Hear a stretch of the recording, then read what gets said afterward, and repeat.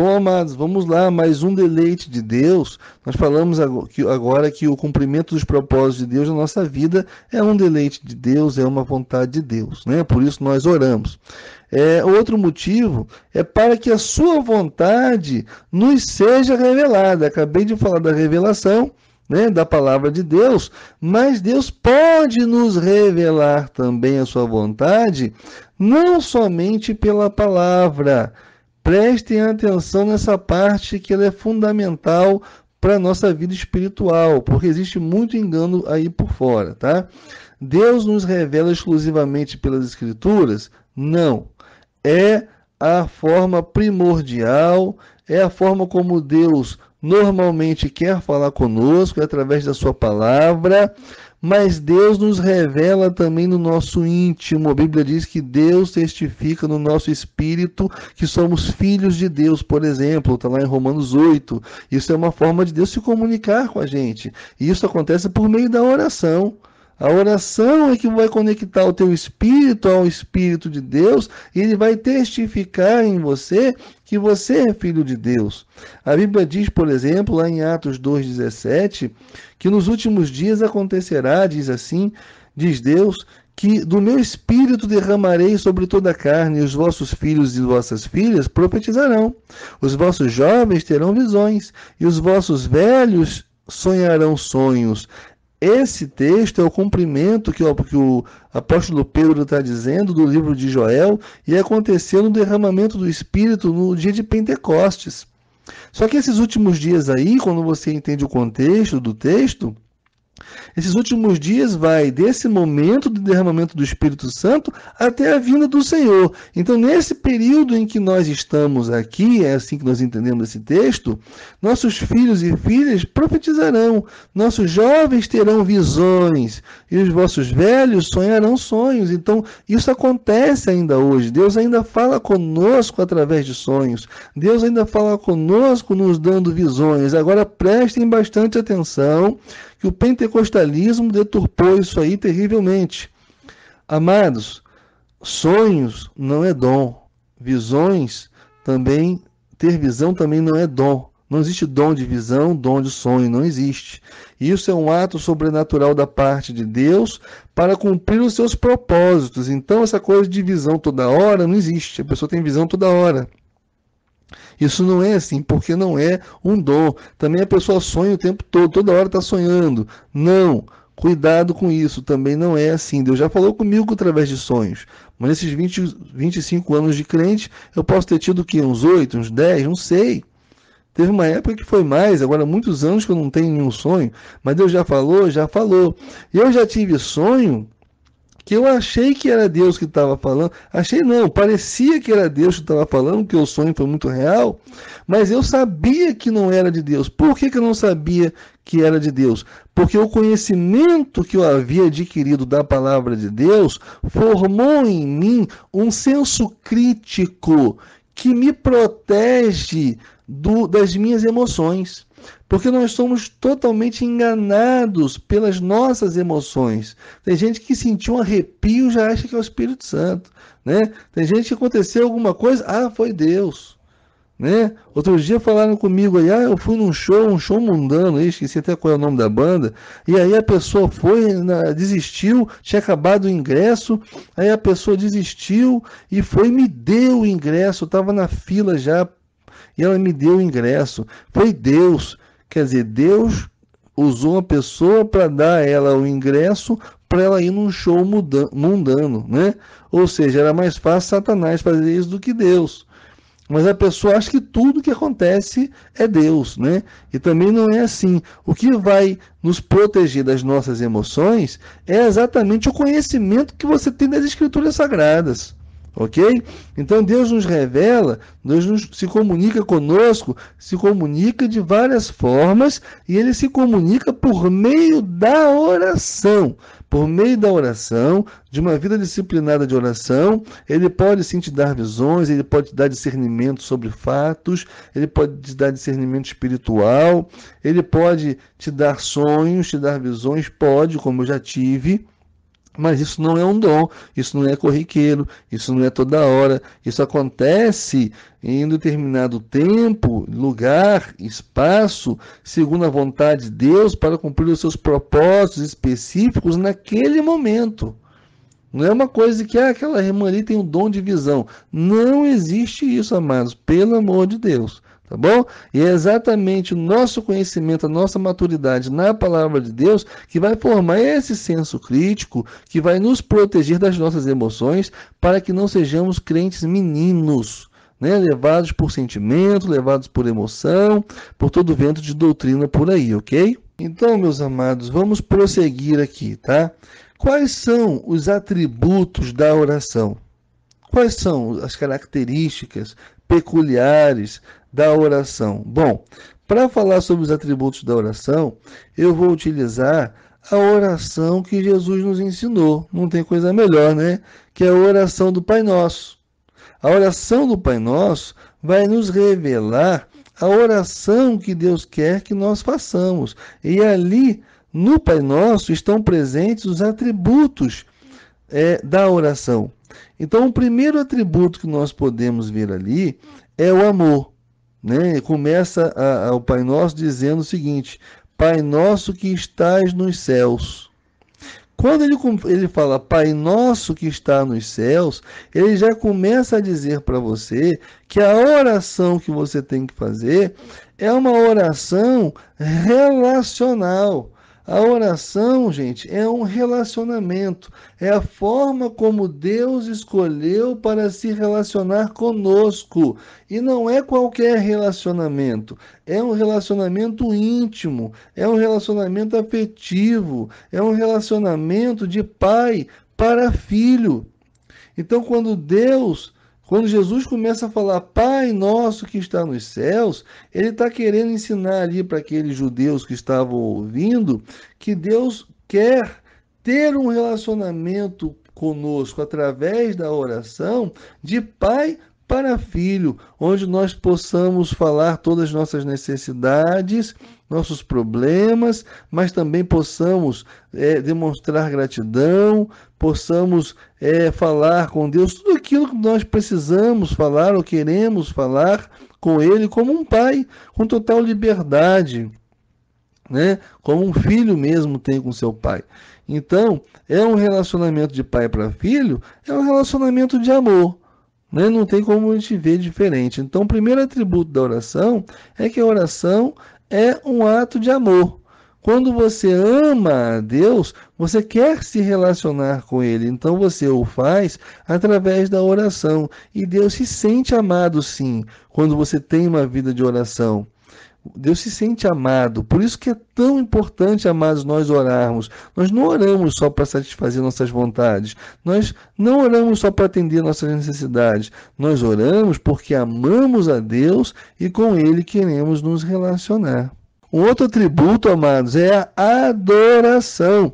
Nós, quando oramos, nós oramos também para adorar a Deus. É uma forma de adorar a Deus, ainda que eu não precisasse pedir nada. Muitas vezes eu oro e eu não peço nada a Deus. Eu simplesmente oro para adorá-lo. E é muito importante que você faça isso durante um dia, que você tire alguns minutos para simplesmente orar, adorando a Ele, dizendo para Ele o quanto Ele é importante para você, o quanto você é grato de ter Ele como um Pai tão maravilhoso, um Pai como não existe nenhum outro igual, né? Um momento para você elogiar a Deus. Enfim, Jesus na oração do Pai Nosso, ele já vai também continuar dizendo o seguinte, que santificado seja o vosso nome. Ele já começa ali a louvar o nome do Senhor, já adorando a Deus, né? E uma coisa também que ele faz é que ele ora em nome de Jesus. Ele nos ensina a orar em nome dele. Porque quando nós oramos, amados, em nome de Jesus, Jesus é glorificado. Uma coisa que eu percebo em muitas pessoas é que elas acham que Jesus morreu na cruz, agora elas têm acesso direto ao Pai. Acho que vocês já ouviram essa expressão por aí, né? Esses jargões aí que tem por aí. Agora eu tenho acesso direto ao Pai, como se não precisasse nem mesmo de Jesus mais. né? Não, amados, não é assim não. A sua oração é ouvida somente quando ela é feita em nome de Jesus. É por causa de Jesus que Deus atende a sua oração. Deus não atende a sua oração por sua causa, não. Deus atende a sua oração por causa daquele que conquistou tudo para você, por causa de Jesus Cristo. É claro que Deus, como um pai, tem todo o prazer de lhe atender, mas a verdade é que ele faz isso mediante a graça, graça esta que foi conquistada na cruz do Calvário por Jesus Cristo. Então, quando você ora em nome de Jesus e Deus te atende, Cristo é glorificado porque mostra que o sacrifício dele foi plenamente perfeito, mas que a sua oração, para que ela venha a ser uma oração de adoração e para que ela venha a ser uma oração eficaz, importa que você tenha em sua consciência que quando você ora ao Pai, você ora em nome do Senhor Jesus Cristo. Somente em nome dele a sua oração pode ser ouvida e pode ser atendida, porque foi ele que conquistou essa graça por nós, para nós, na cruz do Calvário. Entendeu, meus amados? Um outro atributo, amados, o terceiro atributo, são 4 que eu separei aqui, mas o terceiro é a santificação.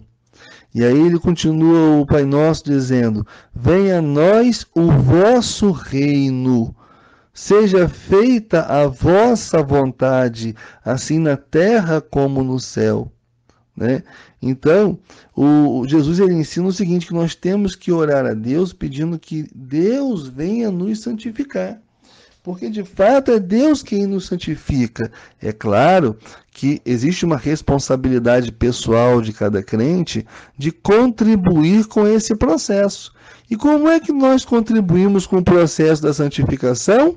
É exatamente por meio da palavra de Deus e da oração, que não podem viver andar de forma separada. Por exemplo, lá em 1 Timóteo, no versículo 4, no capítulo 4, no versículo 5, vai dizer assim: porque pela palavra de Deus e pela oração é santificada. Então, quem nos santifica é Deus, é claro que Ele que nos santifica, mas nós contribuímos com esse processo no momento em que nós buscamos a Deus na Sua palavra e também pela oração. Então, a oração, ela vai contribuir para a santificação. E o que é a santificação, meus queridos?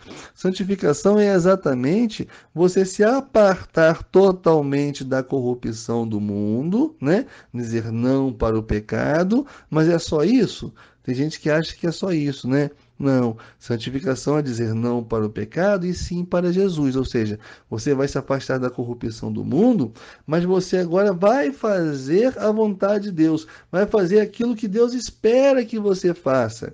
Então tem gente, por exemplo, só para você entender, que leva uma vida totalmente irrepreensível moralmente, né? Não fala palavrão, não mente, não xinga, não fuma, não bebe, não faz nada. Você olha, a pessoa é perfeita, mas a pessoa, por exemplo, tem um dom, tem um ministério, não exerce o ministério, né? Não faz o que Deus espera que ela fizesse. Então ela tá nesse processo de santificação? Não está. Porque o processo de santificação, você larga, você deixa o pecado para ir em direção ao reino de Deus, e lá você vai ter uma nova identidade, você vai ter uma nova missão que você deve se empenhar em cumprir. Então não é só não pecar, é não pecar e fazer aquilo que Deus espera que você faça, né? E isso aí, tanto a palavra como a oração, eles vão auxiliar o crente nesse processo, dando discernimento, consolidando a fé, revelando a palavra de Deus, não é? Trazendo conhecimento, sabedoria. Então, é importante que nós não deixemos de ler a palavra e de orar, simplesmente que é por meio desses recursos em que Deus nos santifica. E aí, o quarto atributo, eu posso dizer que é a petição. Ou seja, a petição não é o foco principal da oração. Ela é um elemento, ela é um atributo, ela é uma característica. Não é pecado também pedir, não. Você pode pedir, mas você já aprendeu que a petição não é para satisfazer os seus deleites. A petição é para satisfazer os deleites de Deus. Né? Mas aqui no Pai Nosso, Jesus nos ensina a pedirmos algumas coisas que são importantes e que nós temos sim que pedir. E vocês vão entender por que nós precisamos pedir essas coisas e eu vou explicar, ok? A primeira coisa que Jesus diz é: o pão nosso de cada dia nos dai hoje. Ou seja, amados, essa aí é a provisão comum, tá? E é uma provisão comum que é acessível não só aos justos, mas também aos ímpios, não só aos crentes, mas também aos descrentes. Se você ler, por exemplo, lá em Mateus, no capítulo 5, no versículo 45, lá diz assim: porque faz que o seu sol se levante sobre maus e bons, e a chuva desça sobre justos e injustos. Então, o pão nosso de cada dia é algo que vem da fidelidade de Deus e que Deus nos dá sempre quando nós pedimos. Na verdade, amados, é a necessidade de nós orarmos a Deus pedindo essa provisão comum, que não é riqueza, que não é tesouro, mas sim o suficiente para nós sobrevivermos, vivermos com dignidade e cumprirmos os propósitos de Deus, porque Deus precisa prover na nossa vida para que nós possamos cumprir os seus propósitos, né? Se nós morrêssemos de fome, como é que a gente ia fazer? Não é verdade? Então, até para nós cumprirmos o propósito de Deus, nós precisamos da provisão comum. Eu chamo de provisão comum ou natural de Deus, tá bom? E nós precisamos orar simplesmente porque é de fato Ele que provê, ok? Eu olho para algumas pessoas e elas simplesmente não oram porque elas acham que elas não precisam de nada. Elas acham que tem tudo, né? Ah, eu sou médico, eu sou engenheiro, eu sou advogado, eu sou bem de vida, eu tenho tudo. Então, vou orar pedindo para quê? Só que se esquece que se a pessoa é um advogado, é um médico, é um engenheiro e tem tudo, tem porque Deus deu. Incrivelmente, tem gente que acredita realmente que o seu sucesso financeiro foi conquistado pela sua inteligência, pelas suas próprias forças, quando na verdade foi Deus que proveu essa capacidade, essa condição para que você possa alcançar. Aí você vai falar assim, mas tem uma coisa errada, porque nós olhamos nas ruas e nós vemos muitas pessoas passando fome, muitas pessoas na miséria, e Deus não proveu para essas pessoas. Olha, irmãos, eu tenho certeza absoluta, eu falo com total propriedade para vocês, que Deus proveu oportunidade para todas elas, mas elas se recusaram a aproveitar a oportunidade que Deus deu a elas. Deus deu sim, Deus dá a todos a oportunidade, essa provisão comum, Deus dá a todos, mas as pessoas de fato, elas viram as costas para Deus, né? E não aproveitam a provisão que Deus dá. Então aí a gente não pode fazer nada, né? A gente não pode colocar a culpa em Deus.